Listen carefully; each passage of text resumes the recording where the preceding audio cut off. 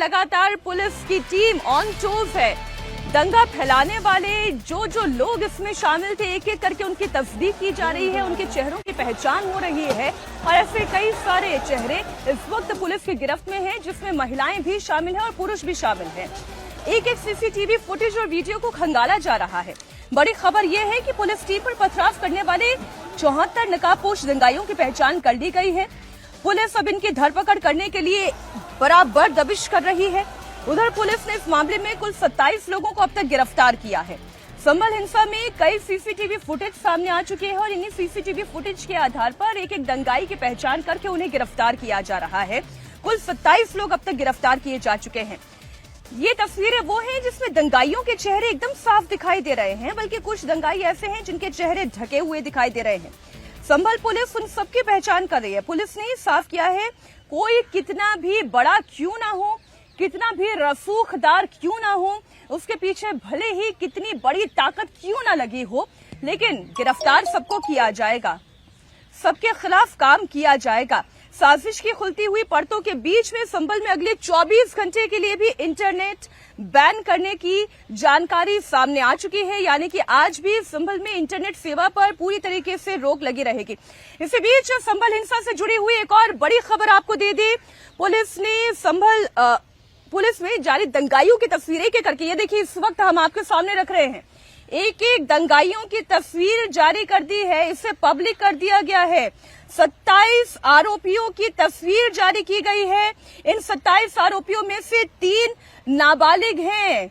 हैरानी की बात है, इसमें नाबालिग अपराधी भी शामिल हैं। इन्हें किसने भड़काया, किसने साजिश में शामिल कराया, इनके मन में ये जहर आखिर कौन घोल रहा है।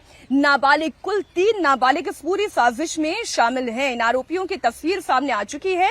3 महिलाएं भी इस पूरे मामले में शामिल हैं। जो आरोपी गिरफ्तार हुए हैं उनका नाम है नईम, तहजीब, फिरोज, फरदीन, मोहम्मद नदीम, याकूब, बाबू रिहान, यामीन, इसके अलावा गुलबुद्दीन, सुल्तान आरिफ, अल्तमश, सलीम, सलमान, आफ्ताब, हैदर और गुलफाम। ये तमाम चेहरे इस वक्त इंडिया टीवी पर आपके सामने। और जो 3 महिलाएं इस दंगे में शामिल थी, वो 3 महिलाएं भी इस वक्त आपके सामने हैं। रुकैया, फरहाना और नजराना, इन्होंने भी इस पूरे दंगे में अपना खूब हाथ आजमाया है।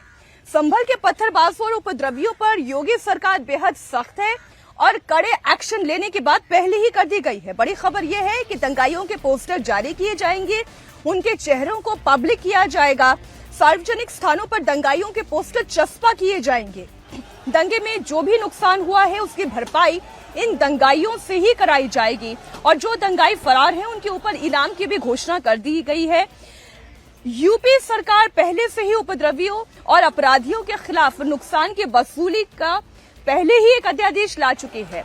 आपको याद होगा, इससे पहले भी उत्तर प्रदेश में जितनी बार दंगे भड़काने की कोशिश हुई, चाहे वो बड़े हुए चाहे छोटे हुए, जितने भी नुकसान सार्वजनिक संपत्ति को हुआ है वो दंगाइयों से ही वसूलने की बात पहले भी सामने आ चुकी है।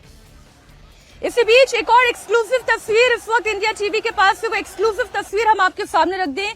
24 नवंबर को संभल में जो हिंसा हुई थी, ये वीडियो 24 नवंबर का है। सीसीटीवी फुटेज में साफ दिखाई दे रहा है दंगाई पुलिस पर 1 नहीं, 2 नहीं, 3 नहीं, 4 नहीं, ये देखिए कितने सारे दंगाई हैं। सबके हाथों में पत्थर है और ये पत्थरबाज लगातार पुलिस के ऊपर अटैक कर रहे हैं। पत्थरों की बौछार हो रही है और एक एक दंगाई का चेहरा साफ साफ दिखाई दे रहा है। हर दंगाई के हाथ में पत्थर है, वो पुलिस वालों पर पत्थर बरसा रहे हैं। यानी कि जो सड़क से उठाए गए पत्थर, क्या ऐसे पत्थर सड़क पर आप रोजाना आप भी सड़कों से गुजरते हैं, अलग अलग शहर की सड़कों से आप गुजरते होंगे, क्या इस तरीके के पत्थर आप सड़कों पर देखते हैं? एक शेप के, एक साइज के, एक वजन के। इन दंगाइयों के हाथ में जो पत्थर दिखाई दे रहे हैं, ऐसा लग रहा है कि कलेक्ट करके ये पत्थर इन तक पहुंचाए गए हैं। यहाँ पर जो सड़क दिख रही है वो टूटी हुई नहीं है, यानी दंगाइयों के हाथ में जो पत्थर है वो सड़क से उठाए हुए पत्थर नहीं है, बल्कि इन तक पहुंचाए हुए पत्थर है। और एक एक करके ये दंगाई इन पत्थरों को पुलिस वालों पर बरसाते हुए नजर आ रहे हैं। ये देखिए, कुल मिलाकर ये पूरा का पूरा अटैक प्री प्लान्ड नजर आ रहा है। और हैरानी की बात और है, एक और तस्वीर मैं आपके सामने रखती हूँ। जो दंगाई यहाँ पर बवाल काट रहे थे, कुछ वीडियो आप देखें, लड़कों का चेहरा कपड़े से ढका हुआ नजर आ रहा है और वो हाथों में लाठी लिए हुए हैं। वो सीसीटीवी कैमरे को तोड़ने की कोशिश कर रहे हैं जिससे कि उनकी पहचान ना हो पाए। वहां पर जो दंगा करने के लिए, फसाद करने के इरादे से वहां पर भीड़ इकट्ठा हुई है, उनकी पहचान ना होने पाए, इसलिए इन लड़कों ने अपने चेहरे को ढका हुआ है, हाथों में लंबी लंबी लाठियां लिए हुए हैं और वो सीसीटीवी कैमरे को तोड़ने की कोशिश कर रहे हैं। ये सारे सबूत, एक एक सबूत इस वक्त पुलिस के पास है।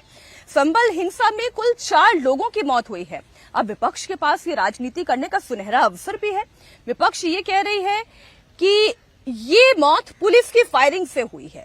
विपक्ष ये आरोप लगा रही है ये पुलिस की गोली से मारे गए 4 लोग हैं, लेकिन पुलिस ये कह रही है कि ये मौत पुलिस की गोली से नहीं बल्कि खुद दंगाइयों की गोली से हुई है।